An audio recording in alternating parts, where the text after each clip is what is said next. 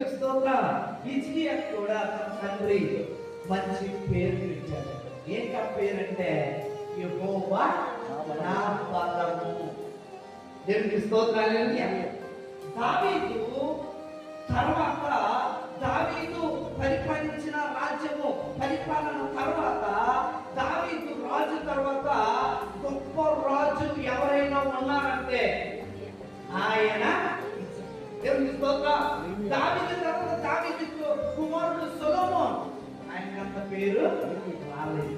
సొలొమోను తర్వాత వచ్చిన రాజులు ఎవరు కూడా సక్రమంగా రాజ్యాన్ని పాలించలేదు. పాపంలో పడిపోయారు, విగ్రహాలలో పడిపోయారు, వారికి ఇష్టమైన త్రోవకు వెళ్ళిపోయారు, వ్యభిచారులు అయిపోయారు, పాపులు అయిపోయారు. అందుకే వారి రాజ్యాలను సరిగ్గా పాలించలేకపోయారు. వారు వచ్చిన సొలొమోను తర్వాత సొలొమోను నుండి వచ్చిన రాజులు ఎవరు దేవుణ్ణి చూడలేదు. దేవునికి స్తోత్రం. హల్లెలూయా.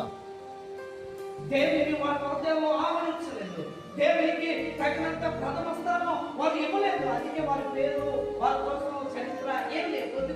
కొద్దిగా ఈ దినవృత్తాంతంలో రాజుల గ్రంథంలో చూస్తూ ఉంటాం. కానీ హిజ్కియాకు 4 అధ్యాయాలు రాయబడి ఉన్నాయి. దేవునికి స్తోత్రం.